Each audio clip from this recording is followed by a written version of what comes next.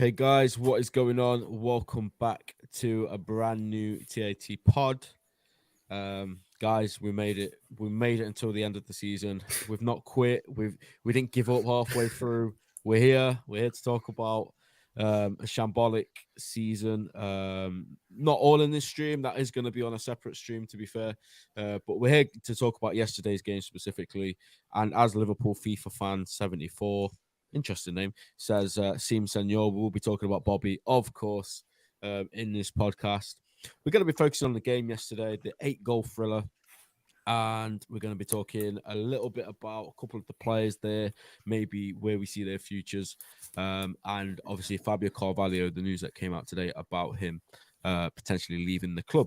So smash a like button, subscribe if you haven't already, help us reach that 1,000 milestone, because guys, we're revamping TAT Pod. There's going to be all sorts of stuff coming next season. I have secured about 17 out of the 20 clubs. I've got a representative from 17 of the clubs. I'm struggling to find Chelsea, guys. Chelsea are so small. I can't find someone that's willing to go on from Chelsea. Yeah, big things coming to the pod. So make sure you smash a subscribe button if you haven't, and put your notifications on. But boys, first of all, welcome back, Elliot. Seems like forever since we've spoken, mate. How you doing, my friend? All good, all good. Just excited for a long summer, shall we say. Long summer, mate. Yeah, I'm looking forward to it as well. And Mike with the fresh trim. How you doing, bro? I'm doing all right. I look like a bit of an egg today. It's all good. Yeah, they went a bit shorter than originally intended, but it's all good. We're here. It'll grow back. You know, by the next season, I'll have a long head of hair again, so it'll be sweet. Hey, it's summer, mate. You know what I mean? It's nice to have short hair in the summer. Let's get some of your comments. Zachariah says, hi, hello, mate. Okay, this guy's spamming comments. I will just say you will be muted and timed out if you continue to do so. Will Mac wear the number 10 if he joins us? We don't have that information, but I'm pretty sure he probably will. Any news on McAllister? We will touch on him as well at the end. Flipping out, McAllister is very popular. Who do you think will sign as an 8 apart from McAllister? We'll get on to all the transfer stuff towards the end of the pod, guys. We have to talk about 8 goals. We have to talk about yesterday's performance. And let's start off with the lineups. This is where we always like to start on this pod. I'm going to take it away first. I usually ask you guys to stuff it. I'm going to take it away first today. It's what I expected, to be fair. It's what I expected. We all said that we're probably going to see some rotation. A couple of the lads that are leaving are probably going to start. And the performance and the result that we got matched the lineup that we started with, in my opinion. I expected, as soon as I saw that lineup, I thought it's not going to be a nice game. I didn't expect an 8-goal thriller. I didn't expect us to struggle that much, but I certainly didn't expect us to play the way we had been playing in the last, 10 games or so. I certainly expected a bit of a drop-off, especially with that centre-back pairing, and, we will get into that a little bit. But, Elliot, did you share that same sort of thing? Because, again, I've seen people not so much melting down, but saying the same stuff that we'd seen over the last few months. And for me, it was just that on this game, like, who's really bothered? Yeah, they could have played Jay Spear in the 6th, and I would have been buzzing, to be honest, because who actually really cares? It was a good fun 4-all. I wanted to see Arthur, Ox, and Kate as well, but obviously I think Kate's injured, and for some reason Arthur's just not got any sort of minutes. But the team, it was one of them I didn't really mind who played. I was glad to see Milner and Firmino play. I think that was always going to be a plan, especially with nothing to play for. I think if top 4 was still on, I don't think they really get the 90 minutes, but it was nice from Klopp to do that. As you said, centre-back partnership we've seen, not really good enough. But we'll have to wait and see for some changes this summer, whether that happens or not. Centre-back is probably a bit of a bigger issue than we've all anticipated now, as well as midfield. So, as I said, it's going to be one long summer. Whether Liverpool get it right or not is another question. Yeah, absolutely. I think that is the concern, isn't it, right now? Obviously, the whole Jude thing, I think, has sent a lot of nerves into the fan base, a lot of anxious people. Okay, we've missed out on our main target already. The window's not open. What are we going to do? And again, that will come later on in the pod. But Mike, did you share the same thing with that lineup, mate? How did you feel going into this game? Was you sort of just like, whatever, like, who cares? Yeah, it was one of them. It was a free swing, wasn't it? I think both sides kind of seen it that way. They want us to go on a good send-off for their, in front of their own fans. The last game of the Premier League they'll have for at least a season. And it felt like we were just sort of getting a couple of people minutes. You know what I mean? Seeing, Milner having the armband was a lovely little touch. I thought, Klopp obviously said in interview. I think it was about 2 weeks ago. He wasn't doing anything for sentiments. He was going to pick the lineup that was best for the team. And then he gave Milner the armband in the start.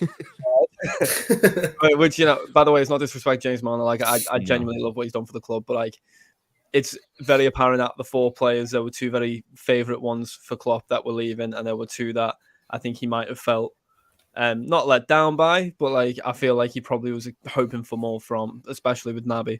In terms of Keller in goal and Gomez massive at the back, we'll get into all that side of things. But I think this game, it was very fun watching social media without tweeting. First 20 minutes, oh, we're back. Next 20 minutes, we're the worst team. Klopp's got to go.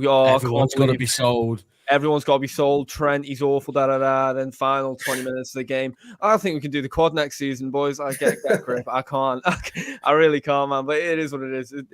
That's part of the fun of Twitter, I suppose. But yeah, I mean, we've seen how it went. Yeah, of course, and that is social media, isn't it? And again, it was a game of ups and downs, and the best way I described this game, I think I said it about another game recently as well. I think we saw the good and the bad of our season in one game. And we'll get on to the game in detail in just a moment. But everything that we've done bad, we saw, and everything that we've done good, we saw across 90 minutes. And, I was at the game, so I'm going to talk on memory. I've watched the goals back. So, I think when you're there, you kind of see different things to what you see when you're watching it at home. So I'm going to do my best to remember different parts of the game, but sometimes it's not as easy, especially when, for me, in that away end yesterday, the whole thing was just about singing Bobby, saying bye to Bobby, saying bye to him. And I didn't care about the score. Like, when Bobby scored, that was it. Time, I said to my brother, like, oh, time to go home. Like, obviously joking, but like, that's all we needed to see. The result was meaningless. We couldn't go further up, we couldn't go further down. Southampton are relegated. It was just a bit of a sort of exhibition kind of atmosphere, really. Bit of a just a bit of fun in the sun, really. That was the best way I could describe it. But let's get on to the game and talk about the start particularly. And Elliot, we started off really well, to be fair. We were 2-0 up after 14 minutes. Romeo Lavia getting his first assist for Liverpool, squaring the ball to the... I'm joking, by the way, guys. That is just a joke. That's my personal opinion. That's not the opinion of the Anfield Talk. But Romeo Lavia just passes the ball to Diogo Jota, and then... he gets the easiest finish of his life. And then moments later, I think it was the 14th minute, Bobby does what Bobby does best, puts 2 defenders on the backside and puts it in the bottom corner, mate. And we're just thinking at that stage, like, oh, we're going to steamroll these now. Yeah, definitely, because, I mean, Southampton have been awful. There's no getting past that. They panicked with hiring Sellers, it seems, and he's not even going to get the chance to bring them back up. So when Liverpool go 2-0 up, you think, oh, the Aston Villa draw was a bit of a blip. Firmino's got his last goal, maybe he'll get another one. The away end's going to go crazy for him, and it was a lovely goal for him. It was epitomised the side of the club, really, as you said. Two defenders on the back side. It was a lovely ball from Trent into Fabinho into an attacking area, which could be something to look out for, I think, in terms of who Liverpool sign, if, fingers crossed, they do sign someone for the defensive midfield role. And then, Lavia, of course, has been linked. It was not the best first impression, but, it's the way Sellers wants Southampton to play, it's going to happen. But 2-0 up inside 14, you think it'll be 4-5, but did not go that way at all, really. No, and by the way, big up Jamie. You guys make sure you check out his channel. I'll be on a stream with him tomorrow at 8 p.m. Discuss Liverpool season, so make sure you go check him out. Quality guy. Yeah, absolutely, mate. At that point, it just felt like, oh, this is going to be a nice little way to end the season. But Mike, it didn't last for very long, did it, mate? I mean, after we went 2-0 up, I feel like maybe... Because I always thought, like, even before I went 2-0 up, I said to my brother, like, I could see a few players' body language kind of told me that this team are ready to just go on their holidays, do whatever. And then 100%. At 2-0 up, I think it got a little bit worse than that. So what do you feel happened at 2-0? They just replied with 4 goals. And, to be fair, Mike, I can't be bothered to sit here talking about all 4 goals. We'll summarize them all. I'll go quick. Put 4 without a reply. Yeah. So what happened, mate, in that? I mean, for me, it wasn't even... Yeah, man, listen, you're 100% right. There's no point sitting here discussing a game that doesn't matter. You know what I mean?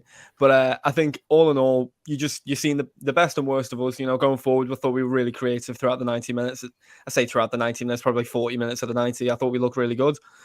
Pressing started well, ended well. 60 minutes in between, God knows what happened. To be fair, yeah, I think majority of the players, other than maybe Gakpo, Salah, Trent, they were on their holiday in a little bit. Which you say you kind of understand that. I don't mean that you shouldn't be working your hardest, but I think after the Villa result, if we get a result at Villa, it's a whole different game. It's a whole different 11 against Southampton if we get a result at Villa. But everyone just seems to have clocked out. Salah was being more selfish than I think he usually would have, because he was just trying to get his goal. It wasn't so much trying to win the game. He was just trying to get his goal throughout, if that makes sense. Absolutely. Yeah. Defensively, there was zero organisation. I don't think I've seen Fabinho open his mouth throughout the 90 minutes, which is a little bit concerning for me. I am someone who likes Fabinho. I think, listen, I do think he belongs in this team. I think he gets a lot of stick, and I do believe form's temporary for a lot of players, especially someone where it's down to read the way you read the game. You don't really lose that. You can lose your legs, but you don't lose how you read the game. So I'm not someone who's like avidly like, oh, Fabinho out, but that's a whole different conversation, I suppose. But yeah, exploited at the back post, where the right back should be. I lost count how many times it's happened this season. I think tactically we need to look at that because if we're trying to move Trent into midfield, then it's got to be the right centre mid that's probably coming to support him in those areas defensively. But Milner's not got the legs, or whatever it could be. We can't be exploited at the back post again next season. But yeah, all in all, like we knew what to expect. I think when we went 4-2 behind, I didn't leave. I didn't turn the TV off. I was like, there's more goals in this game because neither side can defend. So it was a game of FIFA at the end of the day is what it looked like. Absolutely. At 4-2 down, it was the least scared I've been in a game for because like we keep saying, it just meant nothing. Of course we want to see the team win. I went 3 hours down south. I didn't do that in hope that we'd lose a game. So I did want to see us win, and the reply, I think, once we did go 4-2 down, we made a couple of changes. We'll get onto that in a bit later, like the impact that a couple of the subs made. But yeah, I just want to briefly talk on Kelleher and Elliot. I said this off air, just very briefly to you guys. Our whole fan base, and it is the majority of the fan base, because I've seen this opinion on so many pods, it's been all over Twitter, that Kevin Kelleher is the best backup goalkeeper in the Premier League. That's the general consensus among Liverpool supporters. And yes, I said on a tweet after the game on the way home that Kevin Kelleher probably should have saved at least 2 or 3 of those yesterday. And I think if Alisson starts, we can see 2 or 3. He saves 2 or 3 of them. Especially the one that was at his near post. There was one where he kind of goes over the ball. But on the flip side of that, mate, this is a lad that's barely kicked a ball this season. He's barely had any games because we didn't get far in the domestic cups. Obviously, he's not going to play in the Champions League. So I do kind of have some sort of leeway for him in some sense, because he's been a backup. He stayed another season where he could have demanded to leave in the summer after winning the cups, the Carabao Cup, and having that bit of run of form. He had every right to say, okay, I've had a taste of first team football now. I've played at Wembley. I want to be a number one. But he stayed. He's our backup keeper. And then yesterday he doesn't have a great game. Doesn't cover him too much glory. And all of a sudden, he's not that best backup keeper, and people are ready to cash in. What are you saying about Kevin Kelleher now? Is your opinion changed, or is it just cobwebs that he needs to dust off?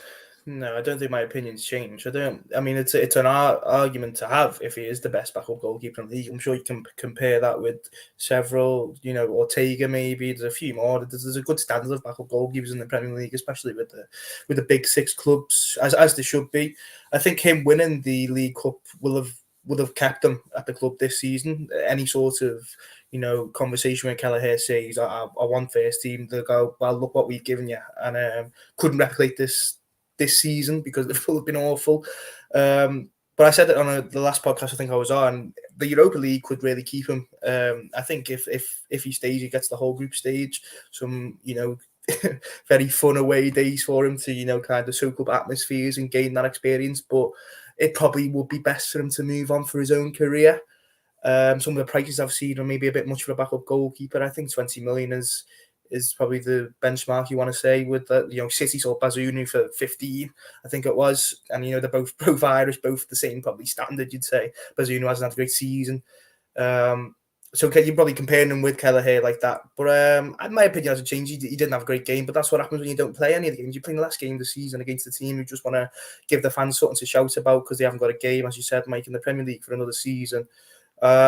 Cobwebs, you've got to play consistently to be good.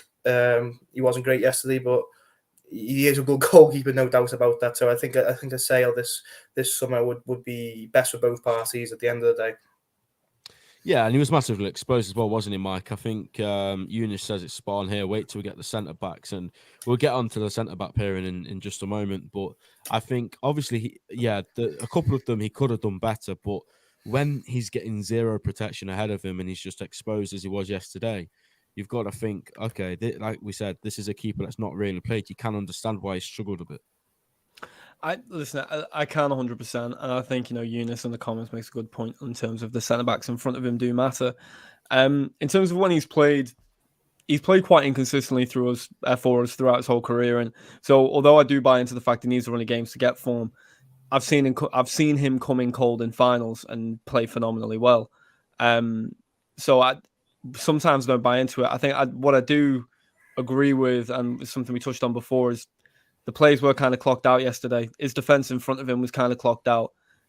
I thought at times he looked kind of clocked out with his distribution as well. And it's no slight on him by any means. Like I think he's a very good keeper. I don't buy into the hype of him being the second best backup goalkeeper in the league. Sorry, the best backup goalkeeper in the league. I believe he's a good keeper, and I just don't believe we've seen enough of him to make that justification. I mean, Scott Carson, what a player. No, I'm joking, but like he's a good keeper, Kelleher. Like he is at Newcastle. Listen, I will not slander that man. That man has been through enough. No, listen. God, I've lost my train of thought here. Listen, Kelleher is a good keeper. I think it's probably best for both parties if he left in the summer. I do believe that. I think we're better off signing another young lad that can play in the cups, get him experience, and go from there, and then sell Kelleher for 15, 20 mil and reinvest. Because unfortunately, that is how we run. So if we're thinking pragmatically, which is part of my argument for Carvalho later, we have to act pragmatically and we have to cut ties when we need to cut ties. If you can get 15 or 20 for Kelleher, now's the time to cash it in because you won't get that for him next summer. Yeah, well, Klopp said, didn't he, that it would only take a big bid to let him go. Like if it's, I don't know what they value him at. I think it probably 20 minimum, to be fair. I think that's how much, because if you think about it, we got 18 for Ryan Brewster, which was way back in the day, and that was just an absolute miracle. I mean, we've lost so much with Michael Edwards leaving the club. He fleeced clubs. And I reckon if we had him, we could probably get 25 for Kelleher, but who knows? But Klopp did say that, unless a huge bid comes in, he won't be leaving. So it'll be interesting to see how that does play out. But yeah, just back to the game briefly, guys. Let's talk about us for just a bit. We conceded 4 goals without reply. But yeah, our third goal for me, and this is a player who came on and I thought was then the best player on the pitch. And I actually watched the game amongst his family yesterday. I don't know if you guys saw my tweet.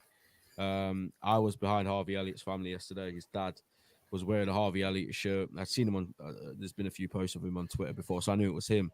And yeah, when he came on, they were going crazy for him. And at the end of the game, he was just looking around. I went up to him and just said to him, oh, he was the best player on the pitch when he came on today. Because I genuinely thought he was. Not just saying it because I was there with his dad. But I thought when he came on the pitch that he sort of changed the game. And it was that moment when he came on the pitch, we started to attack better, especially down the right-hand side.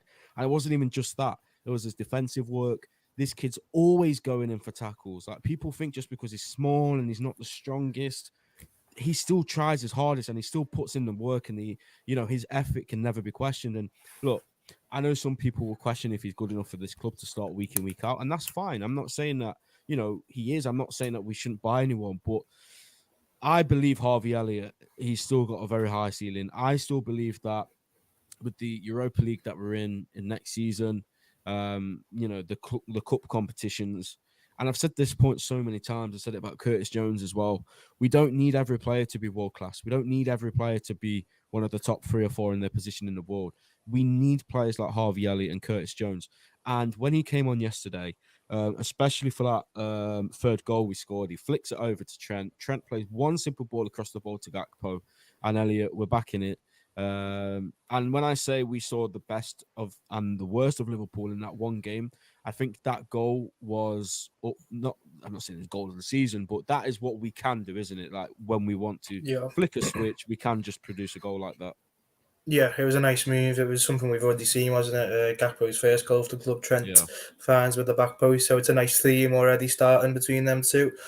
Elliott was, I've always said it and I'll say it probably until he gets to about 30 years old with Harvey Elliott. There's a player there. You don't sign a player for that much money when he was that young at Fulham to say that he's not good enough. And there was a reason why he played every game up until, I'm going to guess, 29th or 30th league game or whatever it was. He was in every game starting, I think it was. Could be wrong, so you'll have to check for me. But, that's not a coincidence. And what has surprised me with the new system is that Henderson's been thrown in at a role he can't play. He's never played, even when he was a youngster, where he's playing as almost like an unorthodox centre forward from the right, when Elliott seems almost perfect for that. Listen, and maybe Klopp's going for the tried and trusted because he was banking on being a top 4, charge, which he was, but still Henderson wasn't good in that role. He doesn't seem suited for it.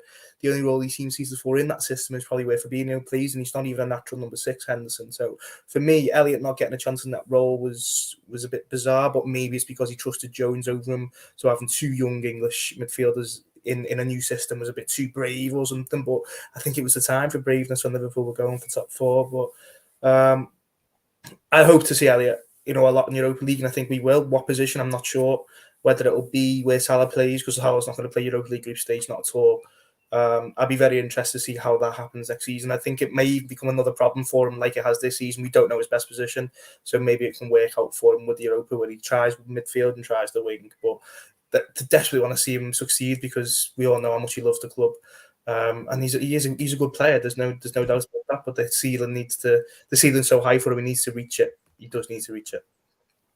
Absolutely. And again, that in my brief conversation with his dad, that's what he said as well. He loves the club. He just wants to play.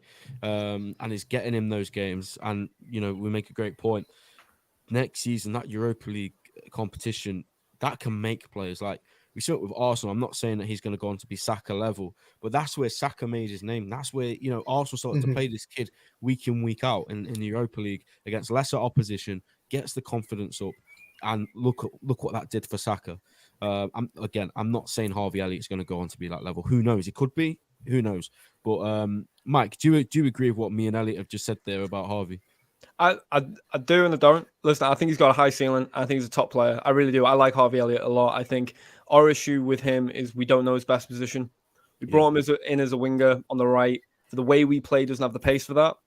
I think he's got a very good footballing brain. I think that's one of the reasons why Klopp loves him as much as he does. Him trying to adapt playing the right side of a 3 in the Henderson role as it was never going to work. I know he played 30-odd games there, but it never really worked because defensively, he just doesn't work for that. He just doesn't. It's just not in his game. Not yet, anyway. I mean, he's only 20 years of age, and that's a big thing as well. He's only 20 years of age. I'm really tired of going on Twitter and seeing people write players off when they're 20 years of age. I think it's ludicrous, even 21, 22. Curtis Jones is only 21, and people are like, yeah, mate, your career's over, you're awful. And it's like, mate, he's literally... Chances are the ones that are saying that are the ones that are nearly 30 and sitting at home. He's had one good game as well in his whole career, that was Everton. It's like, oh my God. Listen, there's a lack of football intelligence on the timeline every time they slander a footballer because it's always over the most mundane, half the time incorrect stuff as well. And that's why I just sort of read it and move on from it. You know what I mean? Try not to engage. But when it comes to Harvey Elliott, Europa League, like you guys said, very important. I think him playing week in, week out in that, making sure we have a settled formation which he can drift in and out of both in the Prem and Europa, is very important. I don't know whether he will be a Liverpool player in terms That's fine, though. This is what I mean. Yeah. And I think that it comes down to the next 2 seasons, not necessarily next season. It comes down to the next 2 seasons. If he can sustain himself in terms of producing quality, pushing for a start, being able to be sort of moved in and out of the 11 where needed, and performing in big moments, that's a big thing. If you're going to be consistent, I've seen a lot there in the comments talking about Ben Doak. Well, Doak could play roughly where Salah is. We're talking about sort of like the pushed on right central midfield position where we see Elliott. But I can see what your comment is 100%. Like Doak should definitely play in the Europa League. But it's what he does in the next 2 seasons. I'd love to see him add a few more assists to his game, a few more goals, because he's got that quality. He's got the finish in him. So it's just about consistency with him and consistently performing at a 7, 8 out of 10 rather than a 5, 6, if that makes sense. Yeah. No, I get what you're saying. Just on the Ben Doak thing, I don't think we go that week in Europa. I did see, though, something saying that he will get a chance. I don't know what report it was. It was a very brief thing, but I did see that he might maybe on the bench. I do agree with you. Yeah, I think that's what I was going to say. Europa will be much stronger than I think we anticipate, purely because of the Conference League, because the Conference League has all the teams from the countries who aren't high in the coefficient ranking. So I think Europa may be stronger than some of us anticipate, but it could also be much weaker, and we could see Doak. But I did see something saying he will get some sort of chance, so it'll be very interesting. It's all down to preseason though as well. I think there are certain players coming back off loan, or coming up through the academy where if they have a strong preseason, they'll be in with a really big chance to be involved in the Europa League squad. And listen, we have no one on that right. We have plenty that can play on the left side, plenty that can play down the middle. We have nobody that can play on the right other than Salah. So if Doak can make an impact, it looks good. It's his to take if he can perform. I 100% agree, and I rate Ben Doak very highly. I think the short few cameos we've seen of him so far, when he's come on, the confidence he played with at, what is he, 16, 17 now? Not entirely sure how old he is. Like 17 now, I think. Yeah, so I think like Elliot said, I think he may go on the bench. I just feel that we may have more like sort of first teamers that will need game time. We've already got the Darwin Núñez headache, who's obviously going to take one of those spots. Then it's either going to be Jota or Diaz, which one of them has not played in the league, will then play in Europa, and then that leaves one space for either Harvey or a Ben Doak. So I agree with the comment, but the thing that makes me think that, okay, I think we're going to take this quite seriously is Klopp's comments in his press conference. I can't remember when it was the other day. He was just going on about how, it's not the Champions League, but it's still a European competition. It's still a competition that we want to win, and we will try and win it. Which I want, to be fair. I'm not going to sit here and say like, oh yes, Europa League, come on, I'm so excited. But I do want to win every single cup we're in, and this is the only one we haven't won under Klopp. Obviously, we got to the final in 2016, just a bit of an inexperienced side compared to Sevilla's. I don't think we were quite ready to get to that final at that stage. But let's go for this, and this has gone off on a complete different. No, stay on it. It's quite Ben. No, I do agree. It's quite poetic, though, isn't it? Because Klopp talks about almost like when we're starting the next chapter, the next squad, the next team. And you think about when we first started with him, the first thing we did with him was go to one final where we lost against City, and we went on that Europa League run. So there is this fundamental cycle that we're almost going through again, where we're rebuilding. Originally, it was our forward line. I remember it was the forward line that we had to rebuild last time. We brought in Mane. We turned Firmino to the false 9. We brought in Salah the following season. Whereas now it's the midfield is kind of the core element that we're rebuilding.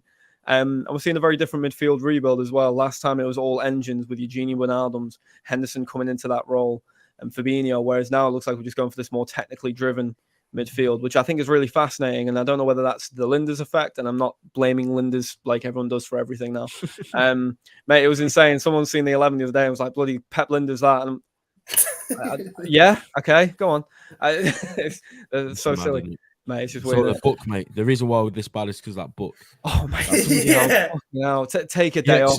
He exposed every single thing that we're gonna do. This is, by the way, the people that say that have never read a page of. Yeah, bro. I've read the book. Trust me, as someone who's read the book, I don't fucking know a single thing more. Like, I've not read the book and gone, oh, I could sit up against Liverpool next week, mate. No problem. It's crazy. It's stupid, man. Yeah, let's go back to just because we've still got one more goal to talk about. Great finish, wasn't it, from Diogo? And I think we've said it before. If you want somebody running on the end of a through ball to, get that chance to get a goal, I think out of anyone in the squad, Diogo is the one I'm backing from those situations to bury the chance. And it was an absolutely sensational finish. He didn't really get a chance to celebrate it. He just turned around to the fans, slapped his chest, and then we had to go again to try to find the winner. But Elliot, Diogo, obviously he had a long layoff, didn't he, this season, and we really missed him in time. Yeah. But again, how important is he going to be, mate, getting him backfiring for next season? Yeah, no, I'm glad I've been proven a little bit wrong. So I will say I was a little bit worried when he came back, but No, I think we all would. yeah, but I think it's a bit of a thing with injuries, isn't it? I think we all get worried because why wouldn't you? But I'm glad he's scoring and the finish was brilliant. It was the first time, instinctive, and that's what he is. He's little fox in the box kind of thing, isn't he? He's probably a bit different to everyone we've got because I think it's I'm going to sound mad here, but when Salah's on goal, there's always a bit of doubt. I feel whether he will actually finish. The 1-on-1 was Yeah. it Villa? Oh, I can't remember, but there's Was been it a few Villa? instances when Can't you have remember. you have a bit of doubt. Whereas with Jota, I think if he got a first time, he takes a touch and he can kind of just you can see the picture of the goal. You don't really have a doubt that he's not going to get it on target. It was a great finish, lovely pass from Salah as well, something which he gets underrated for. The assists. Absolutely. So it was just a nice goal, and it was unfortunate that Liverpool couldn't get the winner. I think Salah has a lovely little chance, doesn't he? That would have been some goal, but that doesn't happen. But 4-4 kind of, as you said, sums up the season in 190 minutes. It's impressive that Liverpool can do that on the last day, to be honest. But yeah, it says a lot about how stupid this season's been, really. Yeah, it's been crazy, hasn't it? And Mike, just your thoughts as well on Diogo. I mean, we've got a big headache next season, haven't we? All these forwards, we don't really know what the front three is, but I think Jurgen's probably now leaning towards Jota, Gakpo, and Salah. Do you agree with that? I would agree with that. Yeah, I think it's hard, isn't it? Because I've seen Laurie actually. I really butchered his name there, but I've seen him make a good point the other day regarding we spent how much on Nunes, but then it took 2 games for Gakpo to slide in and fit in. So in terms of Nunes is still adapting and players adapt at different speeds, and I do think the way that Gakpo's plays rather sort of suited Liverpool and made sense. The Nunes one is a bit more of a wildfire. I'm still waiting for that to click. But listen, Jota's the best finisher at the club, which is a mad statement, obviously, with Salah. But in terms of one-on-one situations, he's so calm and composed, and he's just a very natural goal poacher. And I think him, Salah, Gakpo as a front three that I'd be very confident going into next season. Diaz is going to need a whole preseason, probably the start of the season, coming off the bench to really find his feet again, which is completely fine. He spent 8 months on the sideline, and Nunes, let's see what happens. I'm curious to see his development, but listen, all that to say as well, you list off those players and you can understand why Carvalho, he's not going to be able to get into the starting 11 next year. He's just not. He's a left winger. And we'll go on to that in a bit. I'm quite passionate about that whole thing because I hated what I've seen on Twitter today. I really did. But it'll be interesting to see what happens. I think you're right with the front three. I think you're right on your take with Jota as well. It's nice to see him back and among the goals.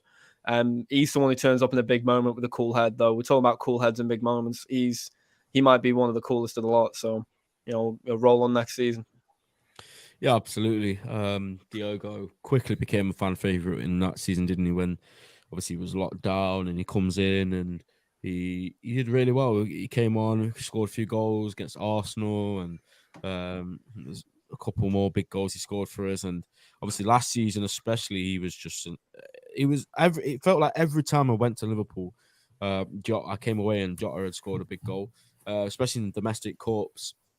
And yeah, I think he's just an extremely likable guy as well, to be fair. And I think, that's only going to do him the world of good that he's quickly become a fan favorite. We just need to hope he can stay fit now because that's a few injuries he's had for us, which is quite concerning. But let's just hope that, these are just like a few one-offs. I know that sounds quite ironic, but let's just see what happens with him. I just want to talk about one more player from this game specifically, because again, this one has divided. Well, it's not really divided opinion. I think everyone's pretty much on the same page now when it comes to this player. And then we will touch on Carvalho, McAllister, and other things. So please make sure you stick around. We'll probably be doing for 20, 25 minutes. Smash a like button if you haven't already and subscribe, please. But Elliot, Joe Gomez.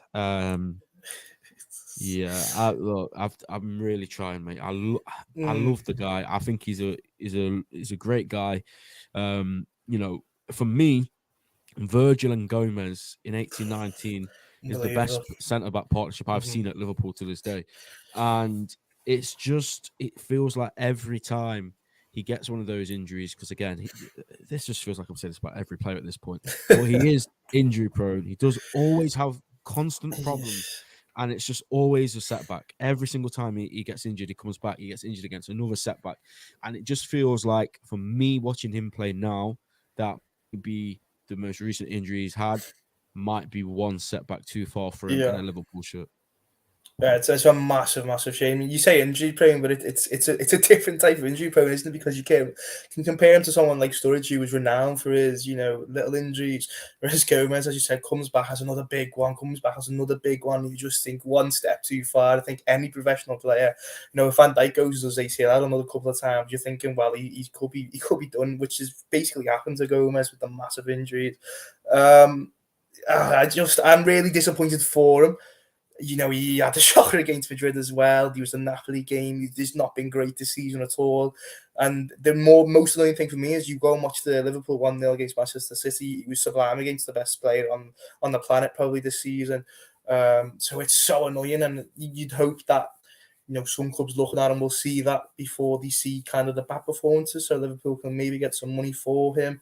But it's the annoying thing is he's English, isn't it? So the homegrown thing, there's another issue there where the Klopp will be wanting to keep him. I don't think he would want to keep him because of just how poor he's been. But there is maybe an opportunity there with Konate's, right-sided centre-back role where he's covering Trent, because Gomez, he can play right-back and he's had this pace. But I think the important word there is had, as you said, injuries. He's just lost just so much of that, and I do think Liverpool go into next season with him as one of the 4 options. I think Liverpool will regret it because he's regressed it this season, and then even maybe Matip as well. I do think there's a big issue at centre half, which is another shame because the whole thing should be midfield, but it isn't, and it does need to be addressed. Yeah, and I feel like that's something that might have caught the fans off guard as well, because like you say, Ali, it was all midfield in the summer. Everyone was like, we signed one midfielder, we automatically do this, and it's just like, no, this is not how it works. And now all of a sudden, Mike, it's like Elliot says, we need at least 2 or 3 midfielders. Looks like we probably need a centre back, maybe even more than one if one of them leaves. So yeah, first of all, mate, the same question about Joe Gomez, and I've seen people say on streams and stuff in the past, like, oh, if we take 40 million for Joe Gomez, we accept it. I don't think we get anywhere near close to 40 million. You wouldn't. I understand why people would jump to that. You think, he's won everything. He's 26 years of age, English. You talk about English tax is always a common phrase. First thing I'll say on Joe Gomez, we bought him in 2015-16. We bought him in, he had an injury that kept him out for like 60 days or something like that. When he came back and started coming into the team, we all could see the potential. His pace, read the game well, and he was alert. I think the one thing he's lost, he hasn't lost his pace yet. He's lost his awareness at times. He falls asleep. And I think this season, he's only missed 5 games. So we talk about injuries. With him. Last couple of seasons before this season, 100%. I think 2 seasons ago when we had that mad crisis with injuries, he was out for the whole season, right? But this season, he's only missed 5 games. I look at our whole squad, there's a lot more players that have missed a lot more games. I think missing 5 games from an injury in a whole season, it's not really that bad, to be honest with you.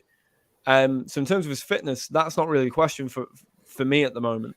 It's more so, I don't know where his awareness has gone, his alertness. In certain moments, he switches off in a way that I have not seen him do in prior seasons. And I do think he's a really good centre-back. I still stand by him. And if we kept him for another summer and we were able to find consistency with him again, there's a world-class centre-back there. And 26 is still young. The prime centre-back, really, you're talking 28 to 31 is a prime centre-back's years. So I'm hesitant on getting rid of him because he can play in the right back area. But to be fair, we've got Ramsey and we've got Bradley. I'm really excited about Bradley. I'll talk about him in the summer, but I'm really excited about Conor Bradley.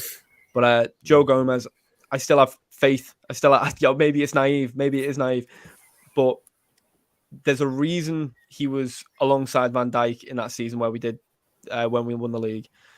He was phenomenal when he's been in the team. He's been phenomenal. I just think this season, no one's been on form. I can't judge him on this season. Same way I wouldn't judge Van Dijk on this season because, let's be honest, Van Dijk's had a really bad season. The only difference is Van Dijk played a lot more than Joe Gomez. Yeah, I mean, I can't see where you're coming from, but I just feel like when he was, sort of 24, I just felt like I needed more progression from him. And yesterday, I can't remember what goal it was, when I seen him running away from the I ball. think it was And the I know, second one. I think it was the yeah, second one. Yeah. I know Virgil's got this thing where he sort of gets low and like runs backwards, but this guy was literally sprinting away, and I'm just like, "What? It Where are wasn't you good. going? Yeah, it Why are wasn't good. you running away?" Like, and I'm not just blaming him either, because I agree with what you're saying about, it's a whole like set of things. It's the midfield, it's the right hand But you are side, right. You are right. Like his decision making at times been awful, and I can see why people want to sell him. Because I understand if we were to sell him, I get that. But we're not getting 40 mil for him. Like people need to wake up. We're not getting 40 mil for Joe Gomez. No way, The no. same way people are like, oh, we'll get 35 for Kelleher. I don't. This is not FIFA. This is not. This is not that. All right. You're getting 20 mil for Kelleher at most, and you're probably getting 25 for Joe at most. I agree. And it's one of them. And if we do sell Joe Gomez for 25 mil, you'd like Elliot was talking about. You still got Joel Matip. Joe, The thing is that's about the that as problem, well, isn't it? though.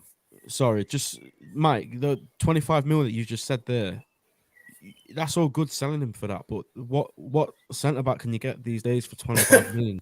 No, Like, this is. I'm in agreement. I'm in complete agreement. Like, yeah, and that's what I'm saying. We'd have to go and replace him with somebody that's first of all happy to not play week in, week out. That's the first thing you've got to look for, because let's be honest, it's going to be Virgil and Canate again next season, unless we go and sign like a superstar like a Vardy or somebody like that. That's who it's going to be. So you've got to find somebody that's happy to play that sort of Joe Gomez role. Then you've got to get the right profile in terms of what we want, which again is another headache in itself. Then you've got to find somebody for that price. So I agree with the people that want to move on for him, but then I'm also thinking, for that money, are we going to be able to get a good enough replacement? I don't see us. Listen. Sorry, I feel like I'm talking too much, Elliot. So if you want to chime in, it's one of them, man. For me, it's like I don't think we're even targeting. We're talking about this like this is what's going on. I don't think we're targeting the right centre back. I really don't. No. I think Matip. I do think Matip will go. I'll be shocked if he stays. If he does stay, fair enough. But like, it's a big age. I know he's not been injured too much this season, but like he makes sense for all the centre backs to leave. He makes the most sense to go. There's no slight on him because I think he's been phenomenal. Yeah, Van I Dijk, think Matip's the problem, to be honest, because you've got to pick, haven't you? You've got to pick, and I think they don't want to do two centre halves, because why would you? That's so much to kind of like with a brand new system. The brand new system probably even arguable in football with this whole 3-2-4-1 kind of thing. You've got to make these young defenders adjust completely. So if you do two because you've lost two, that's a whole other thing as well as a whole group of midfielders. So I think they'll be very hesitant, which is why I think Gomez may survive the season. And I also think the right centre half role could be perfect for him, but as you said, there's awareness, and I do think pace has been lost. You can't not lose pace when you've had them big injuries, so it is a problem. But I do think he might survive one more season. Yeah, no, you're right. You're right. I think I can see us going for a left centre half. I really do. I think that's what we're going after. I don't think we're looking to buy another right-footed defender. No, I don't think so. It's a left centre back who can probably play left back. That's probably what we're looking at realistically, because you look at the centre backs we've been linked with. We're not looking at out and out defensive players. We're looking at Timber, and I cannot say his name, so I apologize. But like the Portuguese lad Inacio. I really butcher it. Hold on. I was about to say something very different. Yeah, Inacio. Like he can play left back and left centre back in the same way Timbers can play right back, defensive midfielder, and centre back. They're the type of players we're looking at. So that tells me we're not looking to sign a Matip or Gomez replacement. We're looking for someone who, in the next 4 or 5 years, can take over from Van Dijk, which makes a lot of sense to me, because no slight on Van Dijk, in 4 or 5 years, I don't want to see him in the starting 11 for Liverpool. No, that's fair. That's I agree with that. I think the Timber one's interesting for me because you get all these people. Oh, he's a midget. I'm taller than him. And it's like, well, yeah, I agree with the sort of worry that defending that he's not going to be as dominant as like a Virgil or a Canate. But if this, like you say, Mike, if we're looking for somebody that can play on the left, Timber seems to be that sort of more advanced centre back, if that's a thing these days. Like the more technically gifted sort of centre backs. And I think he can play on the wing. I'm not sure. Like I said, I'm not saying that I've watched too much of him, but if we were going to sign somebody small, you'd like to think that the idea is that they're better on the ball, they can do things going forward, and they can contribute both ways. But yeah, let's just briefly move on, guys, because we are running out of time. I just want to talk about this story that came out today. I've got a few tweets to read out regarding this situation. Um, yeah, Fabio Carvalho is prepared to reluctantly accept a permanent departure from Liverpool this summer. He has been told he isn't part of Jurgen Klopp's plans for next season. And then there's another one. Fabio Carvalho has already been told that he will not be part of Jurgen Klopp's first team plans for the 23-24 campaign, regardless of how preseason goes. That's very harsh, in my opinion. And then the next one says Fabio Carvalho has already been the subject of a big money bid from an unnamed Champions League club, and it remains to be seen whether Liverpool will ultimately agree to sell Carvalho, with the Merseyside club currently understood to be reluctant to lose a major young talent on a permanent basis. There have been tentative discussions about a potential buyback clause being included in the deal, and then that's just one from the parade from last year. But Elliot, first of all, mate, this caused a stir on Twitter. I saw people Yeah. losing their minds. First of all, what do you think's gone wrong in Fabio Carvalho's first year at the club, and do you see him leaving this summer, like, permanently? No, I don't see him leaving permanently. I think that was from Dave. Is it Dave Lynch? I don't know. I might have got his first name wrong, but I think there was another report saying that bid has been rejected already, and they don't want to lose him permanently. But I think Dave already said it in his piece as well. I don't think they'd want to lose him. They'd be stupid if they want to lose him. Listen, if he hasn't fitted in this season, so be it. That can happen to every young player on the planet in any team, anywhere. But there's a talent there. Obviously, Liverpool were desperate to get him in that January window when they got Diaz, and it didn't happen. They were desperate to get him in the summer. They got him, had a few cameo appearances, scores the win against Newcastle, gets a few little goal involvements, and then after the World Cup, you don't see him at all. Weird, yeah, but maybe something's happened where we haven't seen it. I'm not a big fan of the conspiracy theories, but there's been a few comments about maybe attitude issues. There's something about him under 20s of Portugal. I don't know how true that is. I'm Is that going when he off something I've refused to read. play for the under Something 20s? along them lines, Yeah. yeah. So maybe I think it maybe there's a bit of a correlation with that and kind of falling out of favour, but I don't think you can fall out of favour when he's already a backup. I just think Liverpool, if you're going to look at it without some sort of big conspiracy theory, I think Liverpool were just in a bad shape for him. I mean, I know the argument is Elliot gets all this game time, but they're different players. Yeah. I just think you can comment on what you think Klopp thinks, but I also think that it could be wise management from him to not throw him in the deep end, and he looks out of shape, not tough enough, not end product isn't there, and maybe just not good enough right now. So maybe it makes sense, but listen, something could have happened, and we'll have to wait and see if any more news comes out. But I'm not surprised that he could be leaving, to be honest. That I'm not surprised, and if Klopp wants him to, good ruthlessness. We've all said we don't.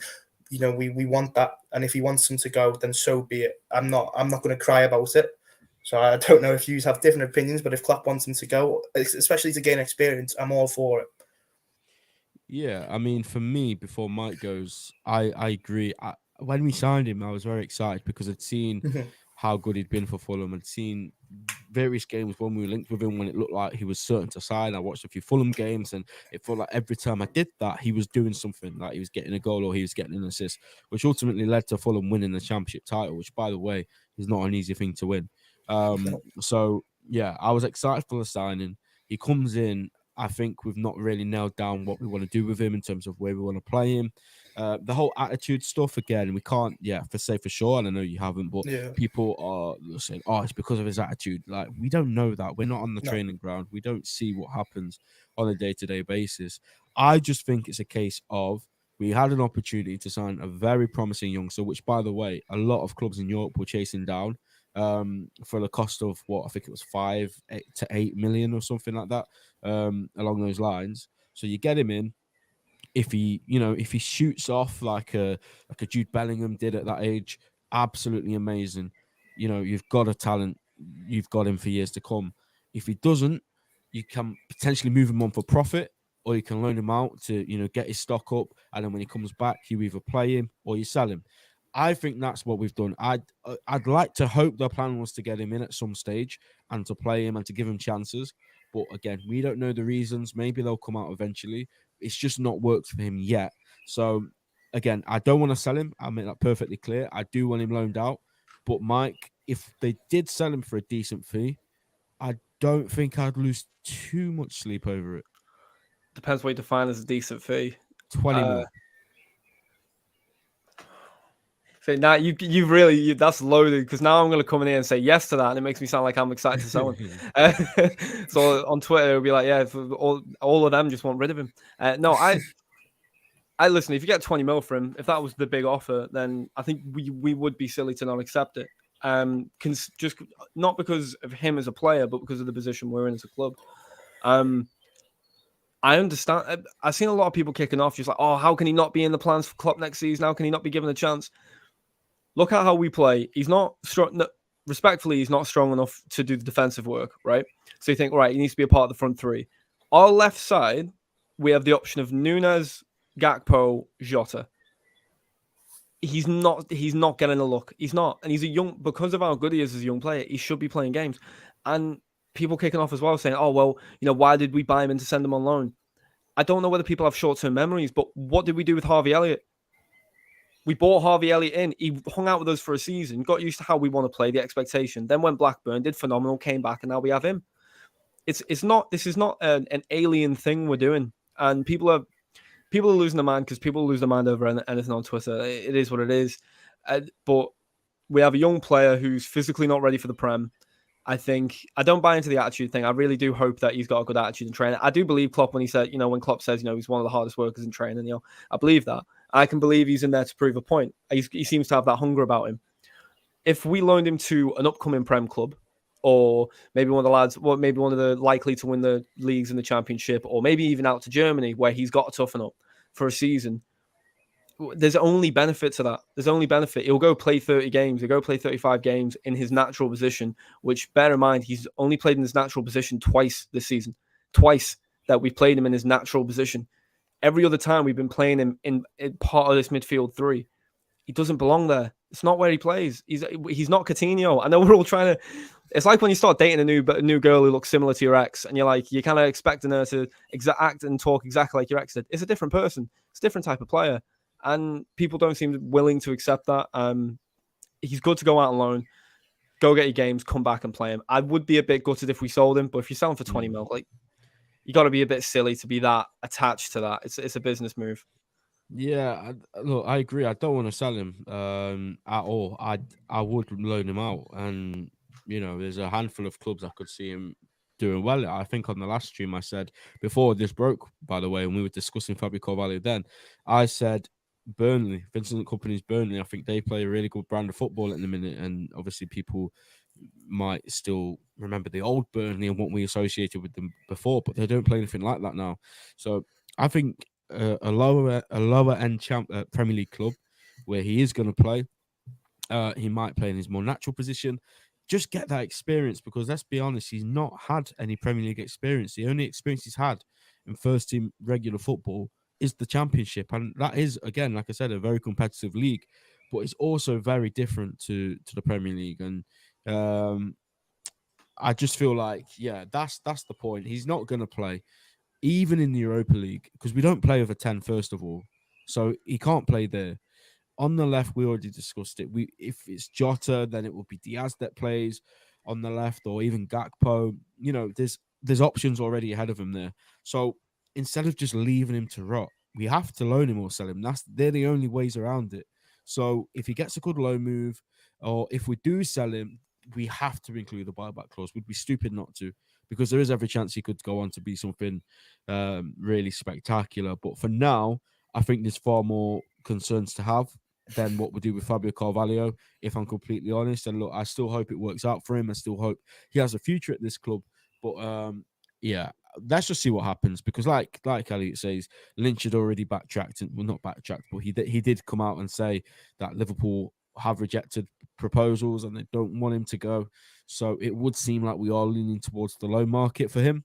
So let's just see what happens with that. But lastly, guys, before we wrap things up, it's that man again, guys, that we're going to be discussing. Boom.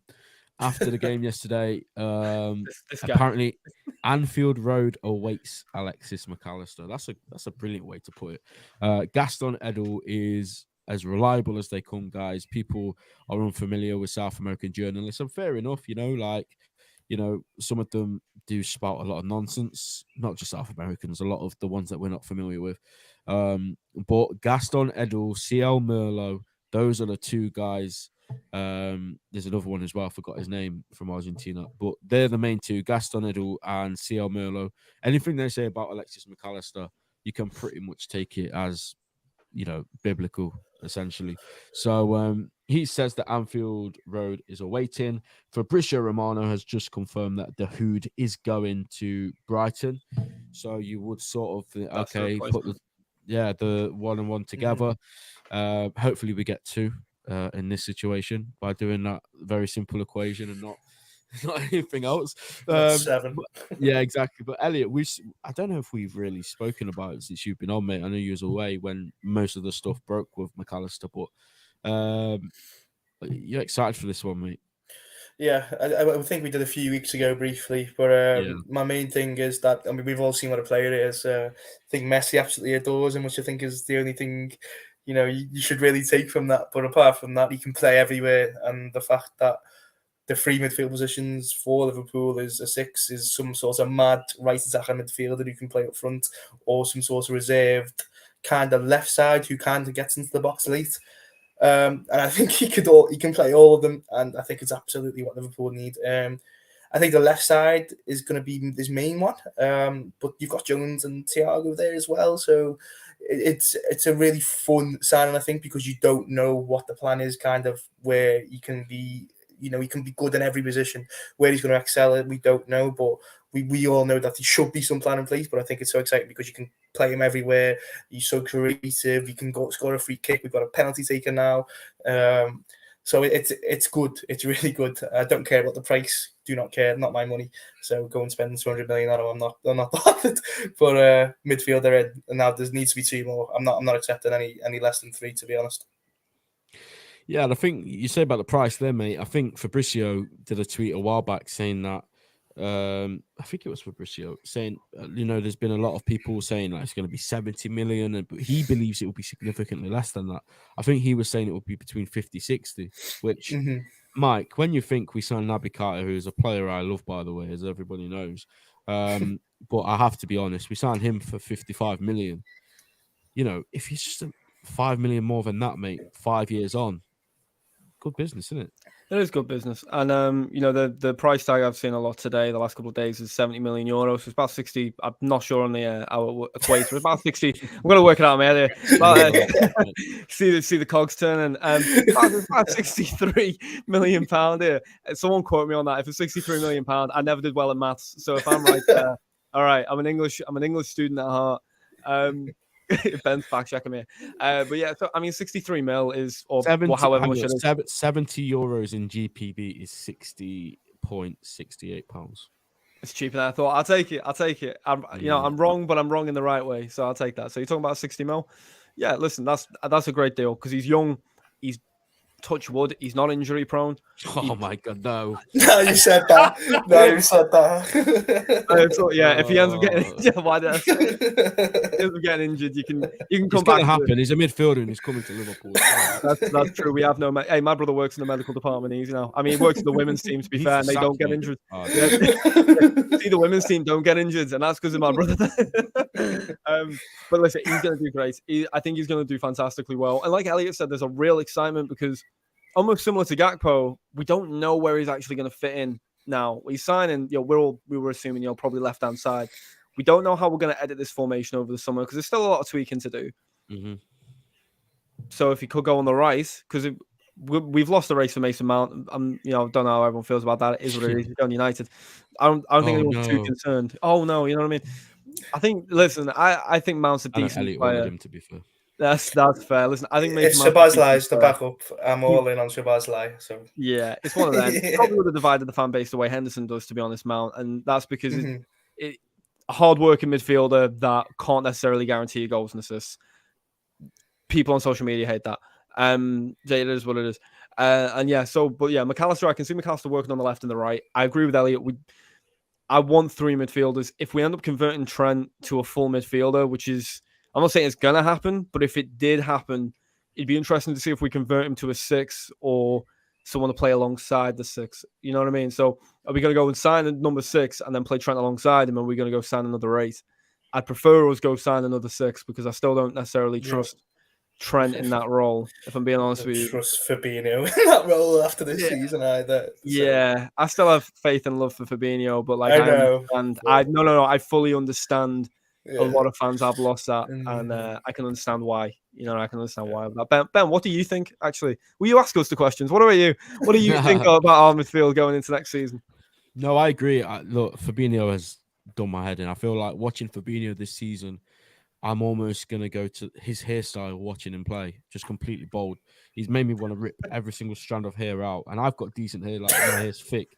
I always wear you always wear a hat, mate. I've never seen I need a trim, mate, I wear a cap. But it is thick on top. Completely messed up at the minute. But look, Fabinho, I just hope, right, that we'll be in a stage where when we sign better midfielders, we'll see a better version of Fabinho. And I think we did see that to some extent when Trent started to play alongside him. I think you put somebody in there that can actually play football. And I know that sounds like a mad thing to say, but it worked for a bit. And yesterday was just completely terrible from all of them. Curtis Jones didn't really get involved.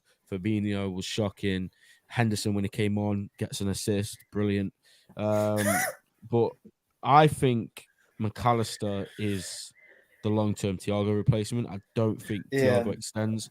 I think that we're seeing this, it's a word that's popped up a lot recently, ruthless. And I think hopefully we'll be learning from our mistakes. I absolutely adore Thiago, but if we're going to give him 200 grand a week again, or maybe more than that, to play 15 games a season, I'm not sure I want to be doing that, to be honest. So I think lad, though, isn't he? He's a good-looking lad. Listen, he's a good-looking lad, and he's the very sad thing about him, Mike, is he's an unbelievable player. I've not seen many midfielders at this club as good as him. In fact, I've probably seen one that's technically better than him, and we all know who that is. Naby Keita. I'm joking. Henderson. You tell you what. I'm joking. But I agree. So Gerrard for me is the only one, and I just feel like obviously the injuries has just killed him. So for me, everyone goes on about the right centre mid, which is, of course, it's probably more important, but I think it's also equally as important to get somebody in to step up from Thiago when he goes. And what better player for him to learn under than Thiago? This guy is balled under Messi. This guy has already shown us that. And this sounds crazy to say, but it's a fact and it's the truth. He was on the same wavelength as Messi in the World Cup. We saw it. So to play under him, to play with Thiago or to learn from Thiago, I think it's going to be a brilliant move for us. And, seeing somebody like him come in that can get goals from midfield, that can provide assists, I think it'll be a breath of fresh air. The right centre mid spot is still a bit up in the air. I did say on many pods and many tweets that for the right price, I would have taken Mount. And Elliot, when we did our summer refresh stream a few weeks back now, we all said about 40 million, mate. And it's now looking wrong. like 70. So for 70 Not million, I am more than happy. You know what, United? You want to continue wasting money? Fine. You go ahead and do that, and we'll get, I don't know. It's kind of weird because it was Bellingham and Mount was the main two that we saw for a long time. Then it obviously shifted to McAllister and Mount. Now it's McAllister, and we don't really know who the other one is. We're seeing Lavia reports. We're seeing Gravenberch is still not going away. We're seeing, obviously, there was the whole Ugarte thing, which again, that's another story. Hey, if you want to place a bet, Ben, if you want to, all three of us right now, you got to name someone different. No one can say the same player. Just name one midfielder, and we'll check back at the end of the summer, see who's right. I'm going to get him first, and I'm going to say Gravenberch. I reckon we're going to get Gravenberch from Munich. It makes sense, cost effective. I say Lavia. That's a Szoboszlai. I'm saying Szoboszlai. I saw something saying 40 million. Who? He's got a release clause, hasn't he? I thought he's something got like that. Leipzig. I've butchered his name. It's an S and a Z. So... yeah. Oh, I know who you're on about. Yeah, you didn't know that. Bloody hell. I thought I read he's got the 63 mil release clause. I don't know. I saw like 45 million. I think it's 63 million euro. I think it's one of them in it where they've got a history of doing one out the blue and one which there's been no links. And he was a tiny little report, and I'm just fingers crossed because he's a baller, to be fair. He's some player, yeah. He is some player. I just hope we desperately. To be fair, none of us said Barella. None of us actually said a 6, which kind of tells you. We desperately need a 6. So, actually, you said to be fair, you said Lavia. Actually, I'll take that back. Yeah. Do you think that's possible? Do you think that's really on the cards? It's just things that we've read. Like we saw that the agents had been talking, and we'd seen that he's open to leaving. Obviously, a team will try and sign him this summer, because if they don't, he will go back to City the summer after for I think it was 40 million. Yeah, he's not going to play in the Championship. He's way too good for that. So I just feel like if he was on the move, we'd be a good club for him to come to. But again, I do feel like, is there a scenario where we can have Bajcetic and Lavia together, developing them both at the same time, making sure they both play a similar amount of minutes? It could be tough, but I think for what I've seen from Lavia, taking away his assist from yesterday, I think this season we've seen a top midfielder who is probably going to go on to be, one of the best in his position, when he's in his mid-20s. So I think it's something that we should explore for sure. But guys, we are going to wrap things up because it's gone on for over an hour. And really do appreciate all the support. There's still 14 of you guys in here, so please make sure you smash the like button if you haven't. We will be back at some point later on this week for a full season review where we break down the absolute disaster that's happened. We'll have a laugh about it. We like to take things with a bit of what's the word? I don't know what the saying is. Pinch of salt, and just have a bit of a more chilled out session. Look, we're all angry, we're all sad, we're all disappointed. But what's screaming down a microphone gonna do? What's tweeting about it every day gonna do? You wake up at 9 a.m, you tweet about FSG. What is that gonna solve? Listen, enjoy your life, right? Football, we all love it. We're all in love with this club. We all love the players. We all love the manager. But we're just fans. Like, we can have opinions, of course. Everyone's got opinions. Some are more strong than others. We are all still hurting the same this season, watching this team play, as people that just go on about it all the time. The difference is, we like to just do these podcasts, give you guys a better watch, because if we were just miserable on here every single stream, who's going to watch? I wouldn't watch that. If I wasn't doing this, I wouldn't watch a podcast if people were not happy and, laughing about it. So, guys, we'll be better next season. We'll get some signings in. We'll see what happens in terms of where we finish. But again, that's for another stream. Just want to thank these boys as well. Elliot, you've been absolutely smashing it with us. You've been on loads of shows. And Mike, you've just joined the team as well. So I'm pretty sure you'll be going on to the same next season. All the other guys as well in our TAT pod chat as well, the new guys that have just joined the team, you lot will see them coming on the show very, very shortly. But like I said at the start, guys, we're going to be doing preview shows next season with opposition guests. So it's not just going to be us guys. There's going to be United fans. There's going to be Chelsea fans, Forest fans. There's going to be Arsenal fans. I still need to find 3 clubs to get a representative for. But it's going to be a whole load of fun because, if it's a City fan, we'll be able to laugh at them when they bottle the Champions League into Milan. So exactly, happy days. But that's all we got time for tonight, guys. Please make sure you smash the like button on your way out. Subscribe to the channel, and we'll see you guys next time.